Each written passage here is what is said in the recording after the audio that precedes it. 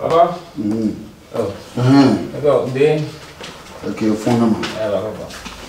Et à jouer, dormir, vraiment. Eh, mon bon. Bon. Il y a un dormir. Ya. Ya. Balewa, and the we are Mutakatan, and the Udogui. Moga. Have I called Amaga? Then I call. Now go to qualify Delisi. I cover too far.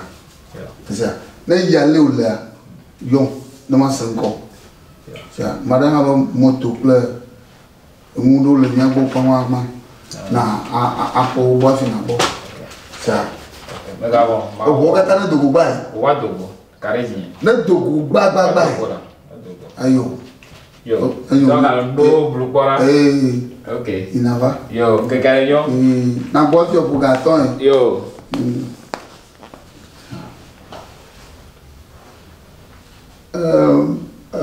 Bejo.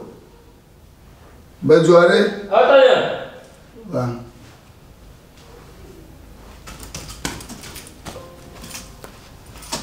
Dai.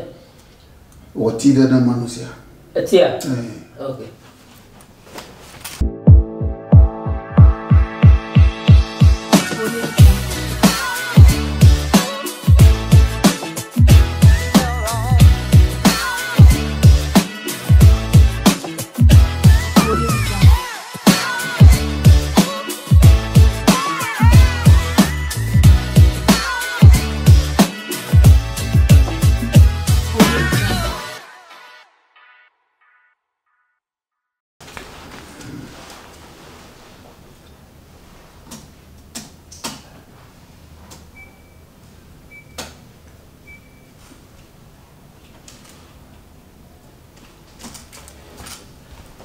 Hodanya. Rapu mama biasa hari. Tiare ka Miloa, Coffee, Lipton, ka di mana? Oh, Nescafe na. Nescafe. Okay.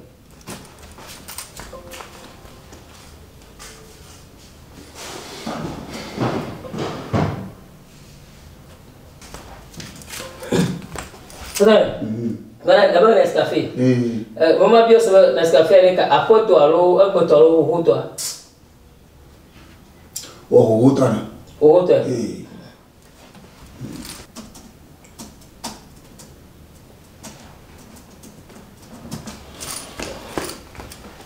Patron, donc maman ali. Outra ali unku ganto luluto plon to alo unku luto ajinala. Ada. Wongu Lutana. Luluto. Tá, mas como assim?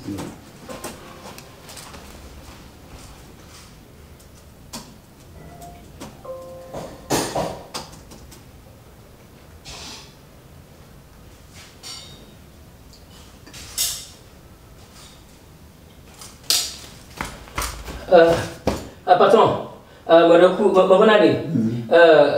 Iboto, kultura iboto alo hina klangida. Wo Ibotana. Aí uma wafi. Pia to halu mai. Ye nke jo ko ji geva dara fun. Mama bai.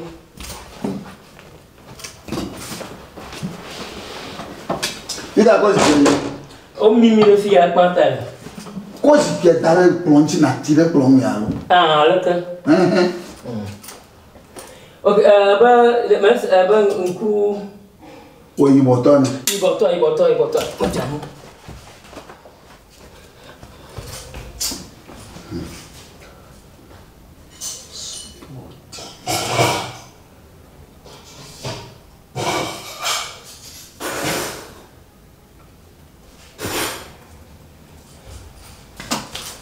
Hotan. Lekan ye nya ya gba. Mabona de.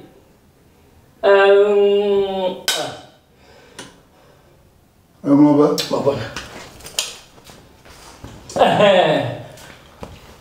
Maba aji sukri ya. Sukri. Aji sukri. Okay. Mama nya chakan tadi.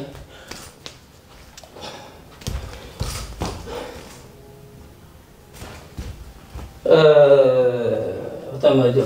Sukri ya tadi mana? Soucle Ibotoa. Ibotoa mi fula asiba. Ma. Ok. Chama china. Apa mi tamu? Que jo fuder no viacum. Muya awu kuna. Imagine no demoa. Yete no ba matino anyino ya demo. Abasu kui Ibotoa. Tite na gloyana. Hey na ma vida. Mamoto. Ok. Baga kusubo. Ah ok.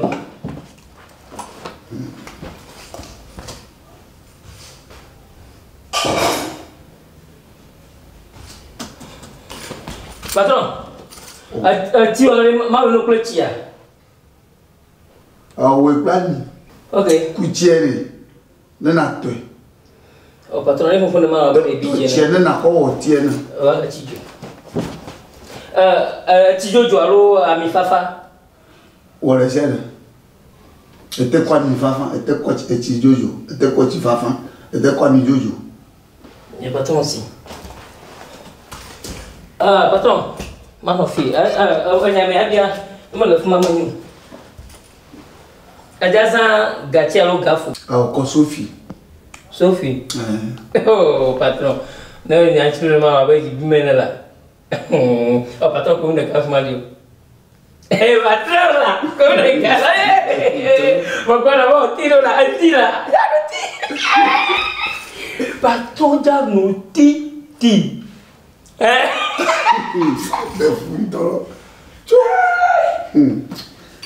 Ayo. Attends, non mais quand Maya Lolo, Maya Solo, ma vie de Miami. Quoi, oh, ya Gigi. Ado tiens de Miami. On me l'a dit. Même on me l'a dit. Eh. Ayo, avant d'annuler. D'annuler, ami. Annuler. Ok. Attends, non, Gamati nous gagne en bon acaba dans le mode de Tofia. On a mode boudron, mode du mot, on dit donc quoi. Ni a ni dinta, tiens bagaba. Qui est ma peur? Où est-il le carrément?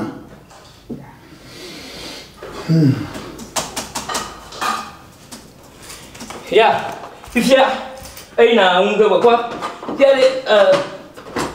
Apporter deux motos alors deux motos pas plutôt fier plutôt fille alors mon frère j'ai le cas non donc encore la carte de l'autre on a oublié quand agata mais ok autant la fait tant parce que ah moto moi non ya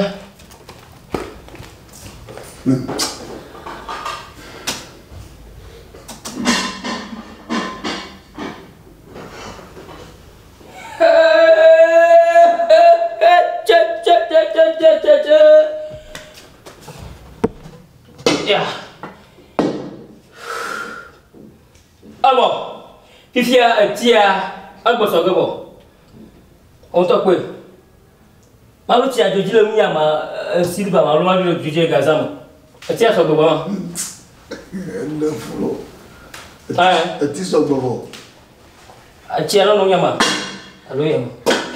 So much body did that. Bloom. Où est le camp? Oh, hôtel en état. Et au corps de camp. Et à Honaduni.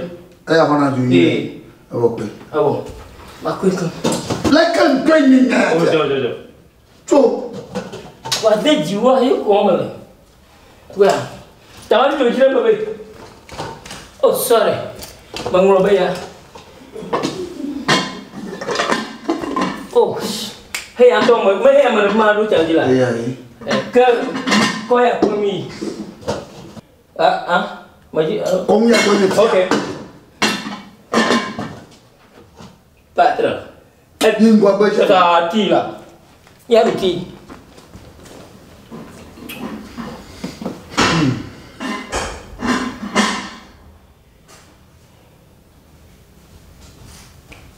Yes sir. Ajual divo. Alam. Via a chica. Nanti mano. Wa nanti mano. Ora patron, me di bibi na. Ah, oh, ni ma bidio. Ma bidio. T'as ma pote, tu veux nous? Non, tu vois. Tu connais un nouveau? Oh. Ok. Tiens. Patron là. Tu vois. Donc là-bas. Il y a ma bière. Attends, tu as quand même pompe pimentili, voudotili, piotali, vorticli, gontamatili, tagbamatihali. Tu as kadimala.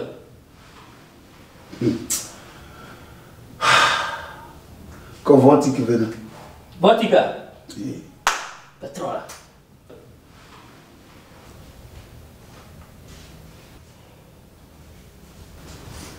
Fier no gars au bon atelier. Il y a les madus de filles. Fika be dans mon nom. Si c'est bien dans le mien, fika me mi a mal la que bon. Oh sorry. Mais en fille ici là. Et maintenant.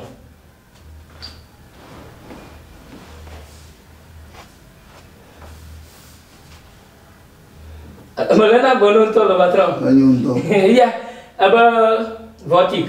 Et vortic. Bon.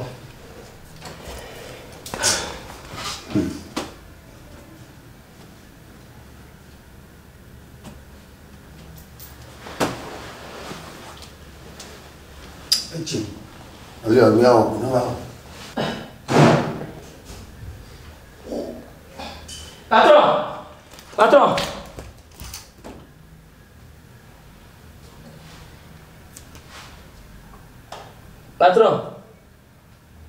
Patron. Oh? Tia sogogo mema mutia. Fia como ya jiko tina dogonolo. Ya como abio sebenare. Voticale eka bablato a heo blana ko na block ha glaçon toma. E como julio. Hein? Tia na gojianwa madum chiho. Moga daino na vanwe. Ati Milo. Coffee.